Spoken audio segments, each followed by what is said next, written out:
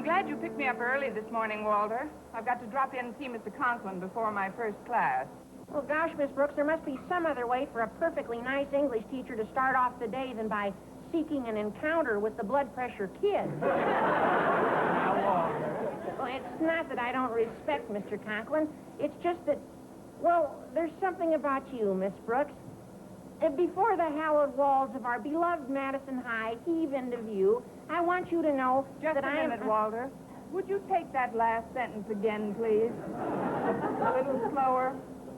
Oh, is something wrong, Miss Brooks?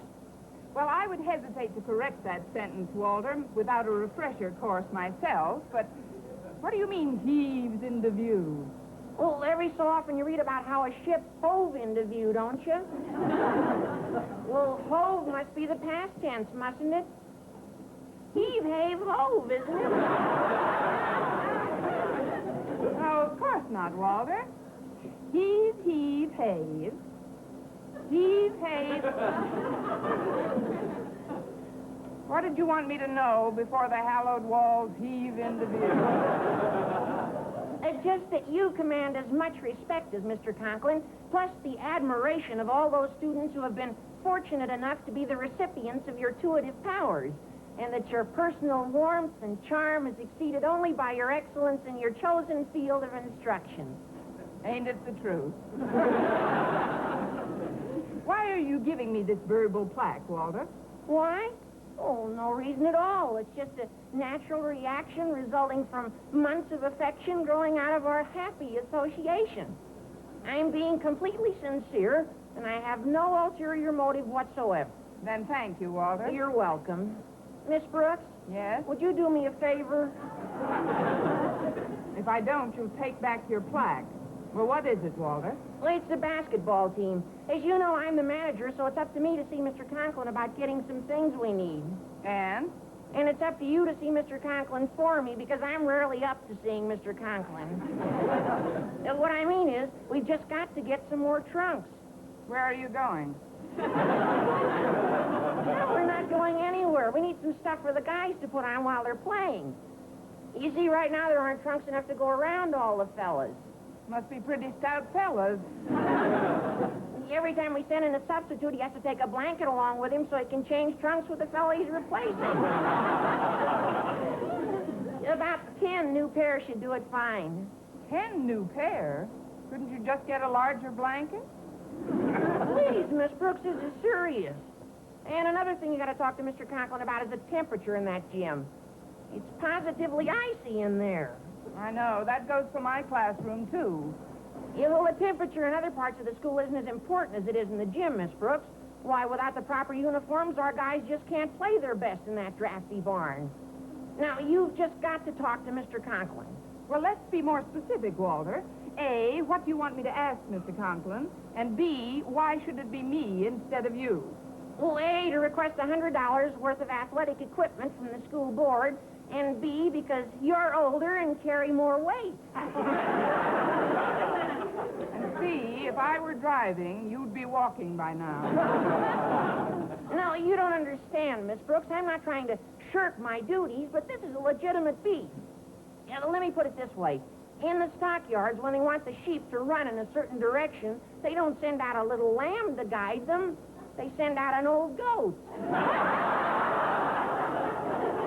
What I mean is, I'm sure you've seen it in the newsreels where this broken down old, where they all start to...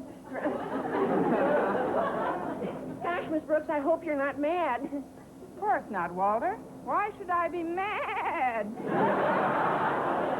Oh, good. Then you will do it? You will ask Mr. Conklin for me? Well, I'll do my best, Walter. And now you'd better apply the brakes. The hallowed walls have just hove into view.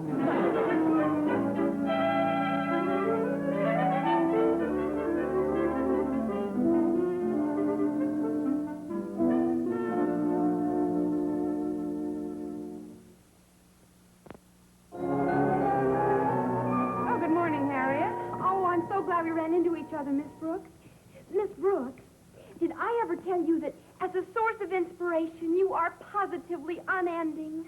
Oh, I must end somewhere. I mean it. Why, you're more than just an excellent instructor of English, Miss Brooks. You're... I am the patsy who's going to face your father with one of your problems. Oh, listen, psychic, too. How did you know I wanted you to talk to Daddy for me, Miss Brooks? Why should you be an exception, Harriet? What's your beef? The home economics room. It's like a deep freeze. That room, too? It's so cold that most of us wear gloves all through the class. And it makes it very awkward, Miss Brooks, especially when we're trying to use the sewing machine. Does sound pretty bad. Oh, it's terrible. Yesterday, Alma Glass sewed 5 of her fingers together. Well, what's so terrible about that? Gives you an extra ladle for the cooking class. Well, it broke the sewing machine, and we need about $200 for a new one. Harriet, why haven't you ever spoken to your father at home about this? Well, I've tried to, Miss Brooks, but he just won't listen. He's got some kind of a theory that people nowadays coddle themselves. It's up to you, Miss Brooks, to make conditions in this school livable. For you mean? Well, I'd better be armed with plenty of facts if I'm going to face him. I think I'd better make a survey of all the other classrooms. Starting with Mr. Boynton's biology lab? Now, who's psychic? Yes, I think I will interview the shy master of the micro. Well, that biology lab is even colder than the rest of the rooms, Miss Brooks. I hope you can do something about it. Well, I ought to be able to, Harriet, with all my experience. After all, I've been trying to thaw out Mr. Boynton for years. Oh, so long, Miss Brooks. Bye.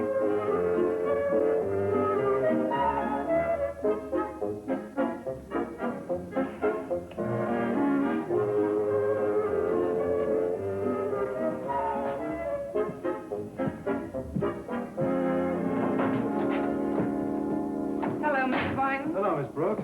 How do you feel this morning? Pretty cold, thanks. Particularly in here. Yeah, just kind of chilly at that. You know, I was going to ask Mr. Conklin about the heating situation, but I wonder, now that you're here, that is, would you? Naturally. Say, maybe I'd better get you my jacket to slip on. Even your voice is shivering. Oh, no, this outfit I'm wearing is plenty warm, Mr. Boynton. I've got 4 sweaters on, you know. Really? Where? Please, Mr. Boynton, let's not get racy. I'm sorry, Miss Brooks. I didn't mean anything personal. You never do. Mr. Boynton, I'm going to have to make a rather careful survey of the classrooms if I hope to impress Mr. Conklin. Would you mind showing me around the lab? Well, not at all. The situation's pretty bad. But take my pet frog, McDougal, for instance. He's had a sore throat for weeks. And now with this cold spell, I'm afraid he's going to have sinus trouble. Hi, Mac. How are you feeling? Gesundheit. You're welcome. I moved the cages as far from the windows as I could, but it didn't help much. Look at that tank he's in. No provisions for heating the water at all. Why, when I came in here this morning, his breakfast was frozen 2 inches from his nose. By the time he'd eaten, he had indigestion. Oh, that's terrible, Mr. Boynton. You know, this equipment is rather obsolete. What's in this tank up here? Oh, these must be some new tropical fish. What's the name of those pretty blue ones? Goldfish? They're just cold. Well, it's their own fault. They should never have stopped skating. Oh, look at those cute little guinea pigs.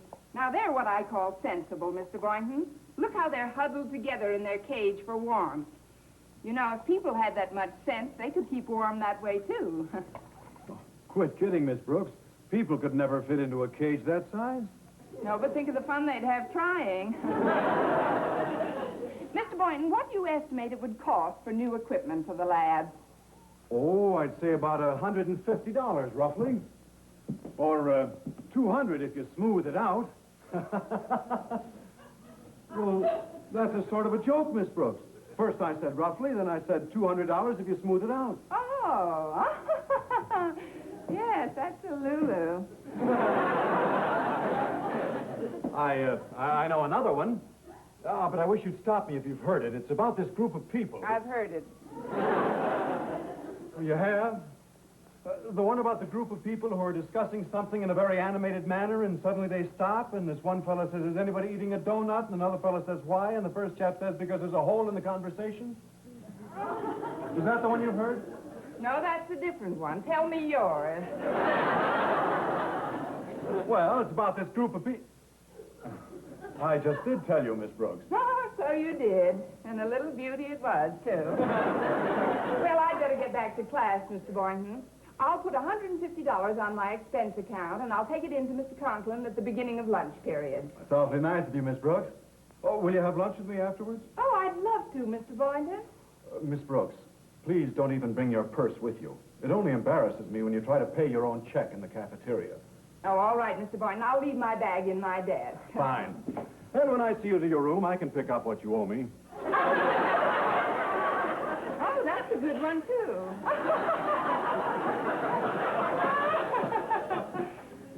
What am I laughing for? He's not kidding. Compose yourself and talk like a rational human being. Well, it's like this, Mr. Conklin. If we could get a larger appropriation from the school board... Miss Brooks, when you so fortuitously entered this office, I was planning a general revision of expenses. An economy wave, the likes of which this school has never seen. But... Please, don't butt me, young woman. I can't help it. I'm the goat that was picked for the job. It isn't a large amount of money, Mr. Conklin. Besides, the temperature of the school is very important. Well, of course it is, and I find it exceedingly comfortable. That's the trouble with people nowadays. They're mollycoddles, softies. Why, when I think of our forefathers at Valley Forge, dragging cannon through the snow, with their feet wrapped in rags, why, it's enough to make my blood boil. It wouldn't boil in my room. Look, Mr. Conklin, you want the students at Madison to learn something, don't you? Of course I do, and that's part of my theory, Miss Brooks. In cutting down on the heat in this building, I'm improving the mental and physical standards of health. You know, of course, that below a certain temperature, germs don't stand a chance. People either. And even if you don't care about the people, Mr. Conklin, think of the poor little animals in Mr. Boynton's lab. What's wrong with them? Why, the white mice can't even run on the treadmill without snowshoes. And Mr. Boynton's frog doesn't know whether to croak, sneeze, or hiccup, so he does all three. It's very depressing. Well, don't listen to it. And how about the basketball team? Walter Denton tells me that every time he sends one of his substitutes into the game, he has to hide behind a trunk until they can change blankets. And just think, Mr. Conklin, $100 would remedy the entire situation. $100? Plus $200 for a new sewing machine, $50 for weather stripping my room, and $150 for warmer tanks and better equipment in the biology lab. $500 is all you have to requisition from the board, plus some additional money for coal. And if you will sharpen the sword, I will fall on it on my way out.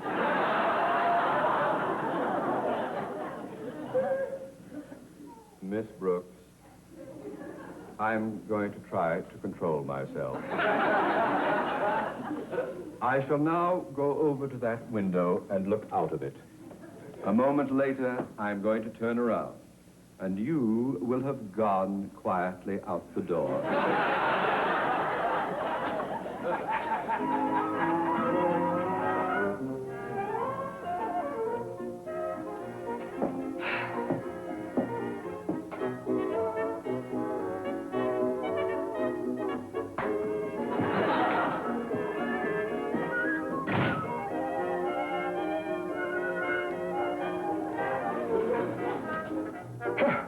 Better. $500. Plus coal.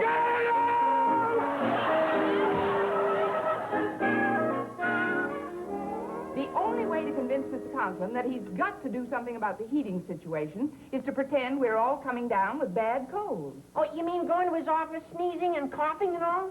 Exactly. He won't dare face a school board investigation if he thinks he started an epidemic with his own personal theories of hygiene. Besides, I happen to know he's quite a hypochondriac when it comes to contagious germs.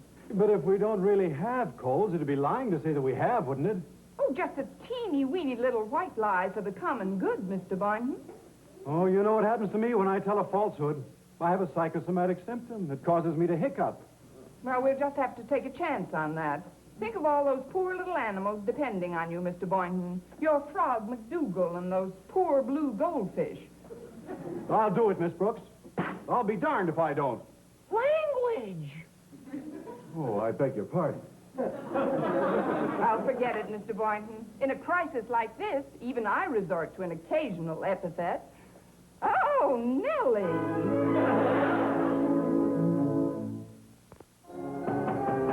Come in.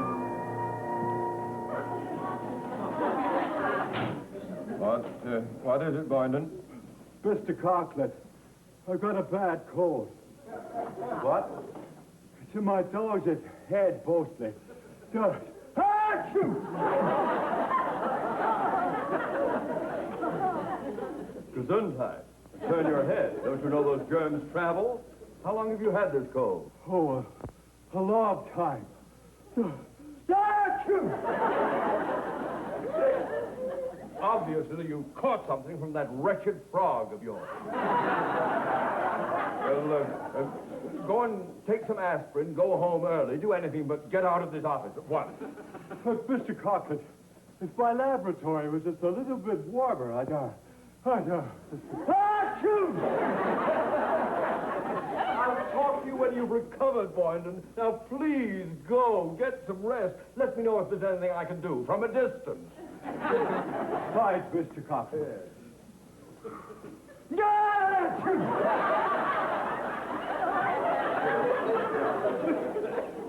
Thank you, sir. I'm very grateful.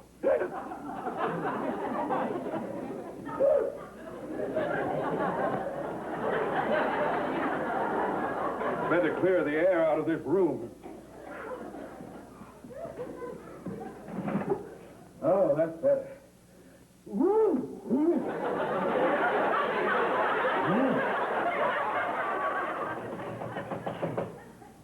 Come in.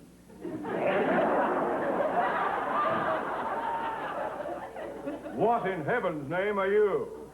It's me, Mr. Coughlin. Water deaded. What do you want, Denton? Well, as manager of the basketball team, I would like to request a Werber jib. A what? A Werber jib to play basketball. It's freezing in there.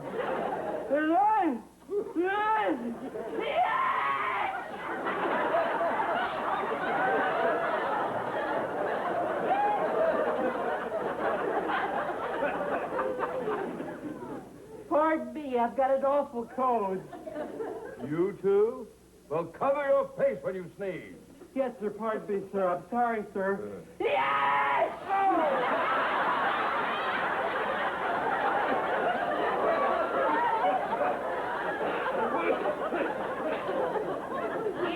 We've got a very important home game to play tomorrow, and we need some heat. Heat, eh? If you have such a bad cold, Denton, maybe you'd better not come round to the game tomorrow. What? I'll be there, and I'll appoint another manager. Oh, gosh, Mr. Conklin, I'm not that sick. I feel great. Well, I mean, I think I know what you mean, Denton. This is all a scheme to get me to ask the board for more money. And I think I know who put you up to it, too. He did not. Come in, Miss Brooks.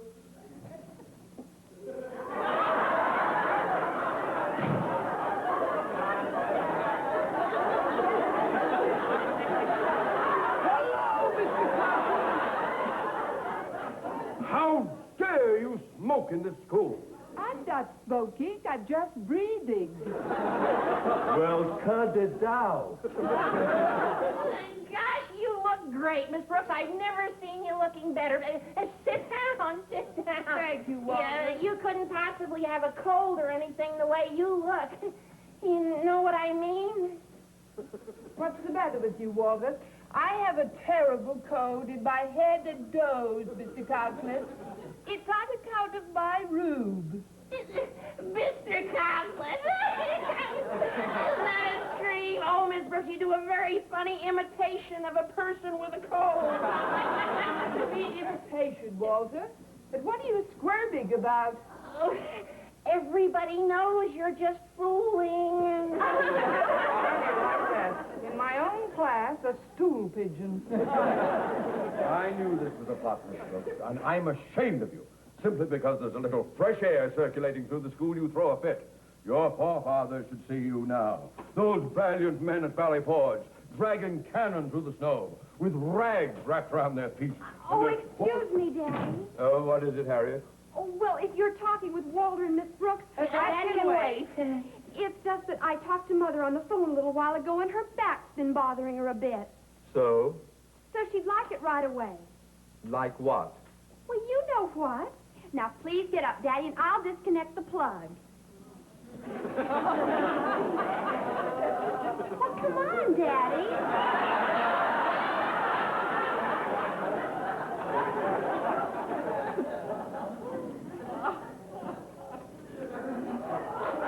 Here we are. I'll just take this right home to Mother. See you later, folks.